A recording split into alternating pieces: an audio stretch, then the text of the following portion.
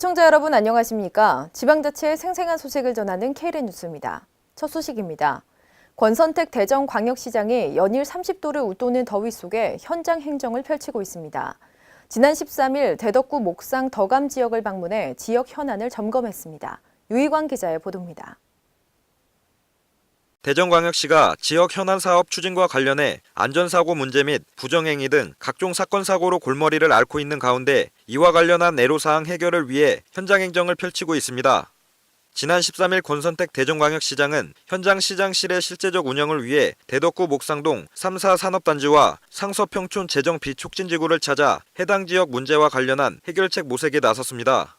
또 권 시장과 관계자들은 산업단지 내 16개 업체를 비롯한 대전 지역 32,533세대의 지역 난방을 공급하고 있는 주식회사 대전열병합 발전을 방문해 연료 사용에 따른 오염물질 배출 저감을 위한 청정연료 사용 권유와 함께 오염저감 시설 운영 강화를 당부했습니다.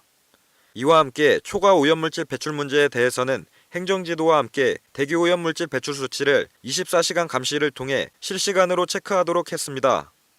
특히 이날 비포장 도로로 인한 차량 통행에 많은 불편을 겪어 지속적인 민원이 제기되고 있던 무진이 일길을 찾아 문제점을 파악하고 재정 지원을 통한 민원 해결에 나섰습니다. 한편 한국에너지공단 대전충남지역본부에서 권 시장은 2017년 국비지원 사업인 에너지 자립마을 조성 사업의 선정을 위해 적극 지원할 방침이라고 말했습니다. K랜 유희광입니다. 전북 지역은 현재 65세 이상 노인 인구 비율이 2016년 5월 기준 18.1%에 달하는 등 노인의 사회활동과 노인 일자리 창출이 매우 절실한 상황입니다. 하지만 이와는 반대로 노인복지 예산을 삭감하기로 한 전라북도에 대해 환경복지위원회는 13일 기자회견을 열고 노인복지 예산 환원을 촉구하고 나섰습니다. 김성지 기자의 보도입니다. 전라북도의회 환경복지위원회가 노인복지 예산 환원을 촉구하고 나섰습니다. 환경복지위는 13일 전북도의회 브리핑룸에서 기자회견을 가지고 노인복지 예산을 포함한 사회보장 사업의 정비를 재검토해야 한다고 주장했습니다. 지난해 8월 전북도는 사회보장 사업 98개를 정비하고 52억 5,100만 원을 삭감한 바 있으며 이에 대해 환경복지위는 삭감 예산 중 가장 절실하게 필요한 노인복지 관련 예산이 전체 61.5%인 32억 3천여만 원에 달하고 장애인, 저소득층, 보육 및 사회복지종사자 수당 등 확대돼야 할 예산들이 삭감됐다는 주장을 했습니다. 확대되어야 할 예산들이 삭감되었습니다. 전북지역 현실과는 완전히 반대되는 결과입니다. 또 사회보장 사업 정비는 헌법이 규정한 모든 국민의 인간다운 생활의 보장과 사회보장기본법 제10조 사회보장급여 수준의 향상을 위해 노력해야 한다는 규정에 반하는 것으로 반헌법적 중복사업 정비 결과에 대해 즉각 재검토할 것을 촉구했습니다. K랜 김성지입니다. 국민의당 김광수 의원이 13일 오후 2시 전북도청 회의실에서 국민연금 기금운용본부 이전에 따른 경제 효과를 만들어내기 위한 정책 토론회를 개최했습니다. 유희광 기자의 보도입니다. 국민연금 기금운용본부가 전북혁신도시 이전을 앞두고 있는 가운데 전북이 금융허브로 자리 잡기 위해서는 전략적 정책 마련이 이루어져야 한다는 지적이 쏟아지고 있습니다. 한국금융연구원의 연구 결과에 따르면 기금운용본부 이전에 따른 기대 효과는 지역 내 총생산 3,522억 원, 부가가치 4,530억 원, 소비 2,590억 원, 투자 5,534억 원 등 최대 1조 원 이상의 경제 효과가 발생할 것으로 예상되고 있습니다. 하지만 전북기금운용본부 이전과 관련해 1조 원 이상의 경제 효과를 실현하기에는 정책적 뒷받침이 부족하다는 것이 전문가들의 지적입니다. 이 같은 지적은 13일 전북도청에서 1조 원 경제 효과를 위한 전략과 과제라는 주제로 열린 전북발전 정책 토론회에서 제기됐습니다. 이 자리에서는 타 지역과는 차별화된 전북만의 금융타운 조성을 비롯한 전북 혁신도시 활성화와 연계하는 방안이 제안됐습니다. 또 금융타운 중심의 지역 금융서비스업 확대 성장 및 지역 전략 산업에 대한 후방 효과 창출 등 실질적인 전북의 경제 효과로 이어질 수 있는 전략적 정책 구상의 필요성이 제기됐습니다. 이 밖에도 정주 여건 마련을 통한 자본시장 기금운용 관련 서비스 전문 인력의 신속한 유입과 효과적 업무 수행 환경 조성이 주요 해결 과제로 제안됐습니다. 하지만 현재 금융시장에서의 전북의 존재감은 매우 낮은 데다 경제 규모마저 미미한 수준입니다. 그나마 전북의 수건 사업인 새만금 개발 사업이 대체 투자 실현 가능성이 높은 것으로 예상되면서 새만금 사업 인프라 개발을 위한 공공부문과 민간 운용사 확보의 필요성이 요구되고 있습니다.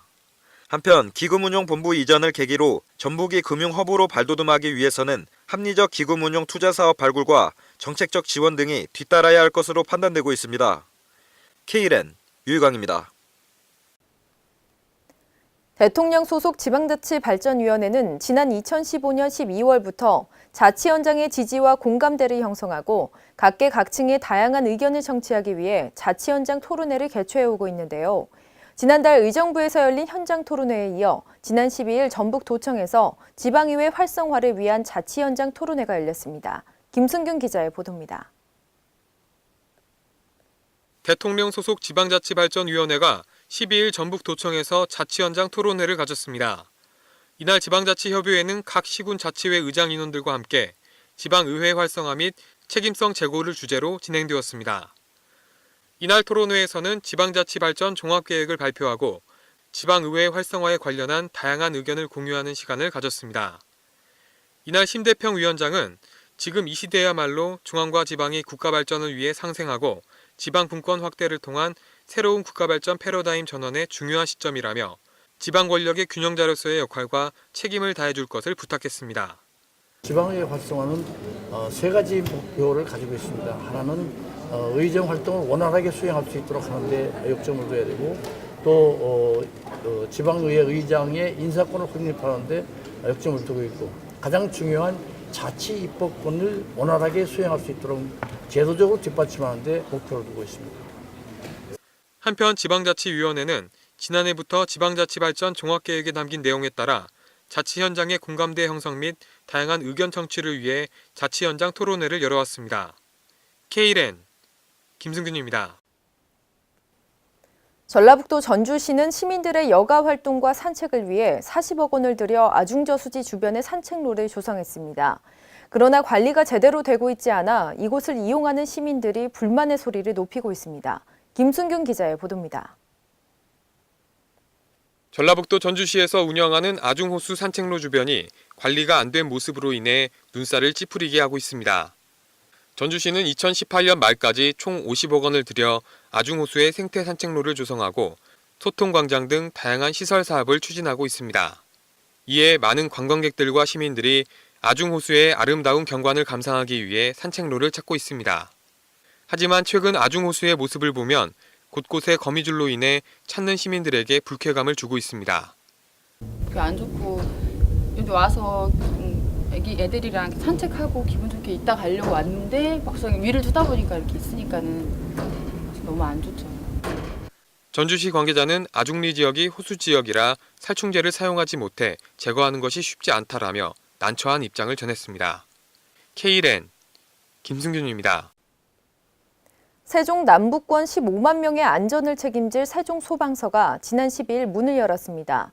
앞으로 시민들의 안전뿐만 아니라 정부 청사와 고층 건축물의 소방 안전도 책임지는 안전 파수꾼의 역할을 한다고 합니다. 유희광 기자의 보도입니다. 앞으로는 세종특별자치시의 세종소방서가 세종 남북권 3면4동의 약 15만여 명의 안전을 책임지게 됩니다. 세종 시민들의 안전과 각종 화재 예방, 진화 등 다양한 소방 업무를 담당하게 될 세종소방서의 문이 지난 12일 열렸습니다. 대흥단, 민원실, 어진, 아름, 한솔 안전센터와 한개 구급대 등으로 구성된 세종소방서는 책임감 투철한 총 99명의 소방공무원이 안전파수꾼으로서의 역할을 하게 됩니다. 또 안전하고 살기 좋은 세종시를 만들어 나가기 위해 시민의 안전은 물론이고 정부 청사 및 고층 건축물에 대한 소방 안전에 앞장설 계획입니다. 특히 이번 개소한 세종소방서에는 약 100층 높이의 화재를 진압할 수 있는 고압 펌프차 배치를 비롯한 소방 공무원들의 구조 및 소방기술 습득을 위한 5층 높이의 훈련탑이 설치됐습니다.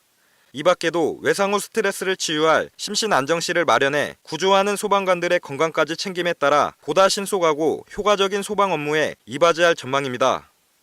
한편 세종소방서는 지난해 5분 이내 현장 도착률이 40% 수준에 머물렀지만 올해는 전국 평균인 60% 이상으로 높여나갈 방침입니다. Kren 유희광입니다. 이상으로 KLN 뉴스를 마칩니다. 시청해주신 여러분 고맙습니다.